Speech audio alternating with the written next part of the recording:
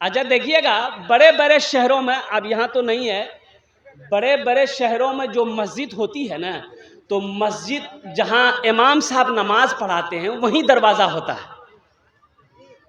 है ना शेख?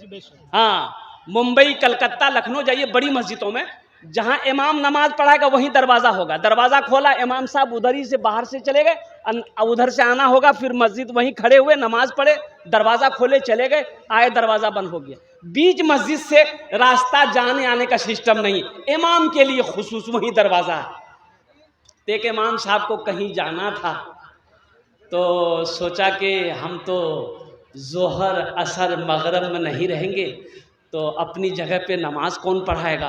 तो मुक्तदियों में से कहा कि भाई हम 3-4 टाइम नहीं रहेंगे, कोई नमाज पढ़ा देगा। तो एक मुक्तदी बोला कि शेख हम पढ़ाएगा। बोला तुम ही जानो।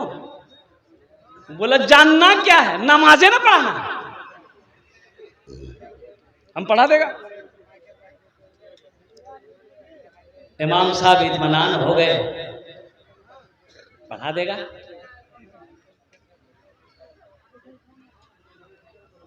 जोहर की नमाज पढ़ाया, ये जहरी नमाज है, ये सिर्री नमाज है। जोहर की नमाज पढ़ाया, असर की नमाज पढ़ाया, सिर्री नमाज है, बुलंद आवाज से कुरान नहीं पढ़ना है। मगरिब की नमाज पढ़ाने के लिए बेचारे आगे बढ़े, तिलावत किए, तिलावत में कुछ भूल हो गई, पीछे से किसी ने लुकमा दे दिया। अब लुकमा दे दिया, मसले से वाकिफ नहीं थे कि सजदा 100 है कि नहीं है, सजदा 100 करेंगे।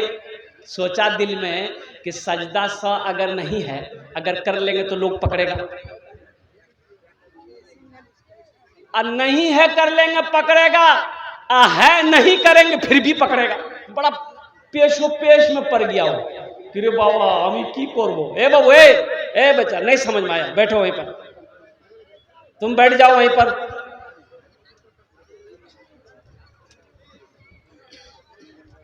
सजदा 100 अगर नहीं है कर लेंगे फिर भी लोग पूछेगा कि तुमने सजदा 100 क्यों किया। है नहीं करेंगे फिर भी पकड़ेगा। तो बोलेगा हम कैसे बचे। बोला अच्छा परेशान नहीं होना है, आइडिया दिमाग में है। बस मगरिब की कै रकात नमाज है? अरे बोलो भाई, कै रकात नमाज है? 3 रकात नमाज मगरिब, 3 रकात की कैरत पूरी हुई, सजदे में गया, इमाम साहब सजदे में गए, तमाम मुक्तदी सजदे में गए। इमाम साहब सोचे कि सलाम के बाद सब पकड़ेगा, हम क्या जवाब देंगे। बोला अच्छा रास्ता है भागने का। बस सजदे से उठा, चुपके से कुंडी खोला, निकल गया। तमाम मुक्तदी सजदे में, कोई 3 मरतबा सुबहान रब्बियल आला, कोई 5 मरतबा, कोई 7 मरतबा, कोई 11 मरतबा। भाई कितना पढ़ेगा। अब आदमी भी परेशान हो गया कि इमाम साहब सर कहे नहीं उठा रहे हैं। तो एक मुक्तदी ऐसे देख रहा, बोला रे भैया इमाम साहब नहीं, इमाम साहब भाग गए। मस्जिदों को आबाद करो, अल्लाह तेरे घर को आबाद करेगा। इंशाल्लाह आबाद करेंगे। अरे हाथ उठाओ, इंशाल्लाह मस्जिदों को आबाद करोगे। अल्हम्दुलिल्लाह, अल्लाह हमारे बच्चों को पक्का सच्चा नमाजी बना दे, मैदान जंग का गाजी बना दे। या अल्लाह मेरे बच्चों को, मेरी दुआ है, खाने काबा का हाजी बना दे। आमीन बोले अल्हम्दुलिल्लाह। नमाज किसी भी हालत में माफ नहीं है, किसी भी हालत में। अरे बोलो भाई, अरे बोलो भाई। लेकिन सुनो, 2 किस्म के लोग हैं नमाज माफ है, 2 किस्म के लोगों पर नमाज माफ है। आप बोलेंगे मौलाना क्या बोल रहे हो, 2 किस्म के लोगों पर नमाज माफ कैसे है। तो सुनो, एक वो जिसके ऊपर नमाज माफ है जो पागल हो गया है, जिसका मेंटल डिस्टर्ब हो गया है। पागल पर नमाज नहीं है, जब तक वो पागल है नमाज माफ है। जैसे ही मेंटल दुरुस्त हो जाएगा, जैसे ही दिमाग ठीक हो जाएगा, नमाज फिर फर्ज हो जाएगी। पहला नंबर पागल, दूसरा नंबर वो है जिसके ऊपर नमाज माफ है जो मर गया। मुर्दे पर नमाज, अरे भाई जोर से बोलो, मुर्दे पर नमाज माफ है। अब जो लोग नमाज नहीं पढ़ते हैं वो सोचिए ये दोनों में से क्या है। भाई मुसलमान हो और नमाजी ना हो, ऐसा हो ही नहीं सकता। जो मुसलमान होगा वो नमाजी होगा, अल्हम्दुलिल्लाह। जो मुसलमान होगा वो नमाजी होगा। ऐसा हो ही नहीं सकता है कि मुसलमान हो नमाजी ना हो। हाशी मामला के जानो तुमरा? अरे जानो जो बोलो ना। ओ साउथ अफ्रीका टीमें खेले, क्रिकेट खेले, हाशी मामला। ओहो আমার অনেক ছেলে লাগানে বসে আছে। ए मेरे बच्चों सुनो, वो हाशी मामला साउथ अफ्रीका टीम से खेलता है, पूरी यहूदियों की टीम है। अब पूरे यहूदियों के अंदर में वाहिद मुसलमान नौजवान है 24 साल का। ये नौजवान इतनी बड़ी दाढ़ी है, इतनी बड़ी दाढ़ी है। और जानते हैं क्रिकेट खेलने आया था कलकत्ता, इंडिया आया था। तो जब लंच ब्रेक हुआ पानी पीने के लिए, खेल चल रहा था, जोहर का वक्त हुआ, 1 बजा, लंच ब्रेक हुआ पानी पीने का खिलाड़ियों को। हाशी मामला ने अल्हम्दुलिल्लाह मैदानी के अंदर में वजू बनाया, वजू बना के सबसे पहले जोहर की नमाज अदा की। क्या कमी है उसके पास? पैसे की कमी है, दौलत की कमी है, शोहरत की कमी है, लेकिन कुर्बान जाओ अपने दीन से इतनी मोहब्बत है नौजवानों।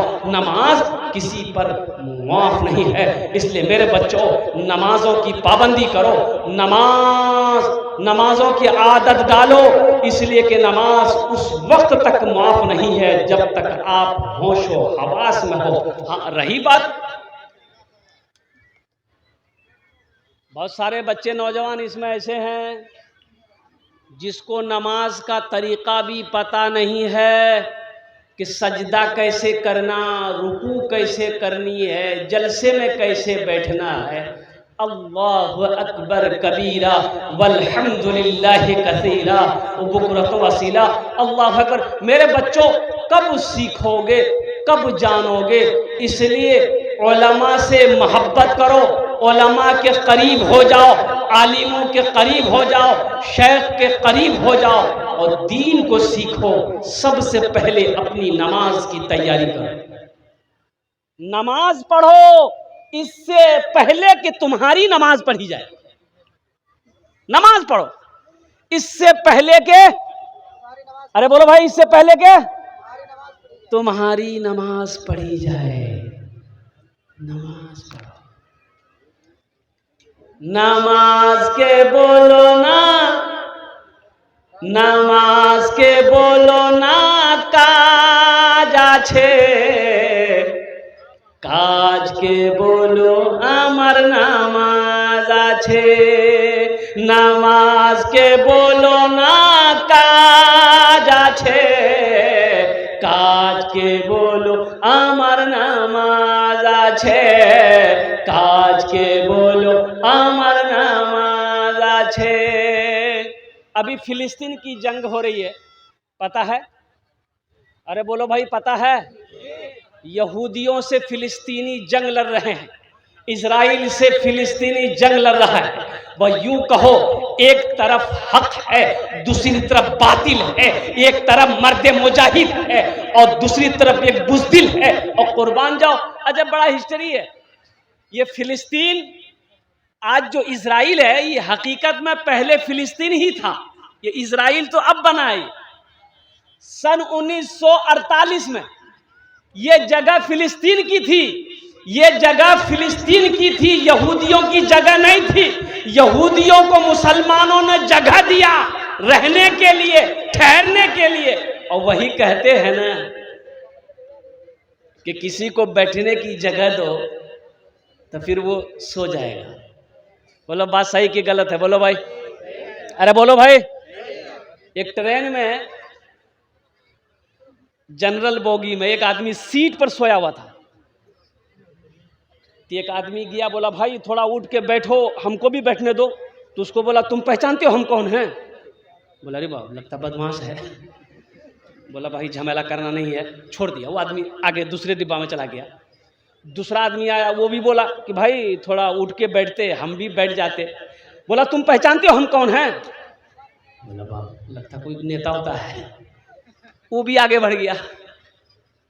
तीसरा आदमी आया, वो बोला कि दादा एक तो उठुन ना बोसुन ना हमको बोसते दो।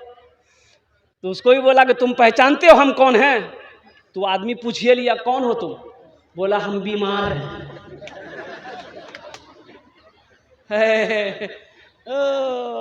बोल जा हम बीमार आजी अल्हम्दुलिल्लाह अल्हम्दुलिल्लाह। तो मैं ये कहना चाहूँगा मेरे बच्चों, मेरे नौजवानों, नमाजों की पाबंदी करो। मुसलमान हो नमाजी ना हो, ऐसा हो नहीं सकता। तो मैं फ़िलिस्तीन के बारे में बता रहा था। ये फ़िलिस्तीन आज जो यहूदी जंग कर रहा है, फ़िलिस्तीनियों को शहीद कर रहा है, हमारी माँओं को शहीद कर रहा है, हमारी बेटियों को शहीद कर रहा है, बच्चों को शहीद कर रहा है, नौजवानों को शहीद कर रहा है, मस्जिद अक्सा को छीनने की कोशिश कर रहा है। हकीकत में आपको अल्लाह अकबर कबीरा, ये यहूदी जो कौम है ना, सुनो मुसलमानों जागो, ये जागो। पूरी दुनिया के अंदर में सिर्फ 1% यहूदी है, 1%, लेकिन पूरी दुनिया पर हावी है। क्यों? इसलिए ये जो तालीमी बेदारी कॉन्फ्रेंस तुमने किया है, अल्लाह अकबर कबीरा, इन लोगों ने तालीम को फोकस दिया है, इन लोगों ने तालीम को फोकस किया, एजुकेशन को फोकस किया। और जानते हो यहूदी का बच्चा जब पैदा होता है ना, यहूदी का बच्चा जब पैदा होता है, जब बच्चा चलने लगता है ना, तो यहूदी लोग अपने बच्चे के एक हाथ में किताब देता है, एक हाथ में कलम देता है। हमारे यहाँ बच्चा जैसे 9 साल 10 साल का होता है ना, तो सीधे पंजाब भेज देते हैं, दिल्ली भेज देते हैं, लखनऊ भेज देते हैं। जा बेटा जा कमा, जा बेटा जा कमा, टाका आसबे तो और बैंक को तो रखो टाका। कहाँ है? आप क्या तरक्की करोगे? ये रोने की बात है मुसलमान, अफसोस का मकाम है। अल्लाह अकबर कबीरा। हम तो ये कहेंगे, ये हिंदुस्तान में जब मुसलमानों की हुकूमत थी ना, जहांगीर चला गया, शाहजहां चला गया, शाहजहां, अफसोस है शाहजहां तुमने ताजमहल बनाया, काश उस ताजमहल की जगह पे कोई यूनिवर्सिटी बना दिए होते तो आज मुसलमान उससे फैजियाब हो। लाल किला बनाया, कौम को क्या फायदा मिला? इससे क्या मिला? ताजमहल से क्या मिला मुसलमानों को? काश तुम यूनिवर्सिटी बनाते, कॉलेज बनाते। आज हमारी बेटियां मुर्तद हो रही है। अब देखिए 2023 का रिपोर्ट है, 2023 का रिपोर्ट है, सिर्फ यूपी में अल्लाह अकबर कबीरा 8000 हमारी बेटियां मुर्तद हो गई।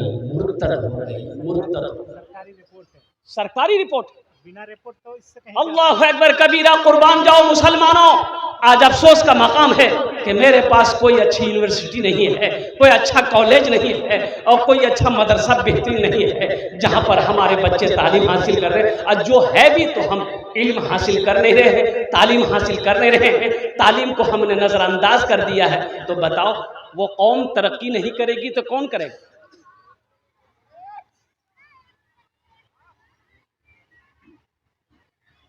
कौन करेगा? जाहिल तरक्की करेगा? अरे बोलो भाई, नहीं। अरे पढ़ा लिखा तरक्की करेगा कि जाहिल तरक्की करेगा? तो पढ़ोगे कहाँ? धान के खेत में?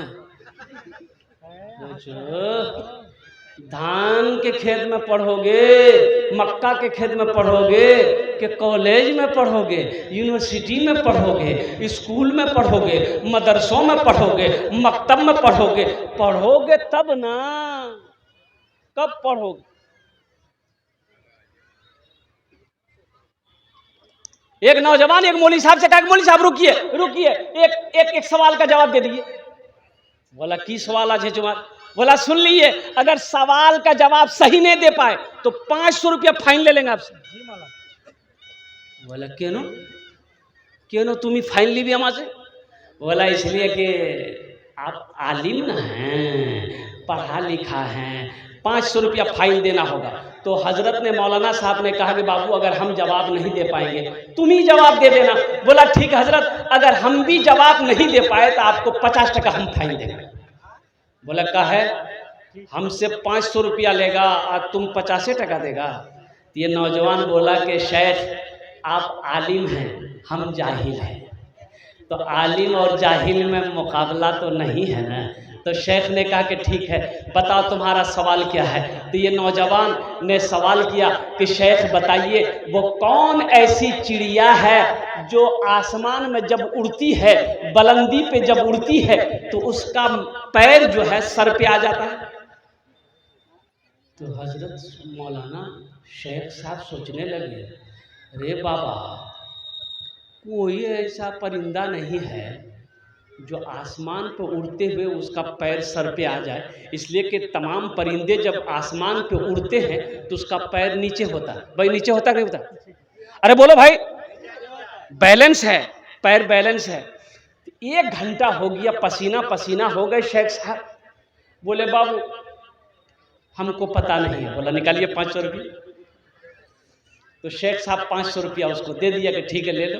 तो अब शेख साहब बोले बाबू हम तो नहीं बता पाए, अब तुम ही बता दो वो कौन ऐसी चिड़िया है।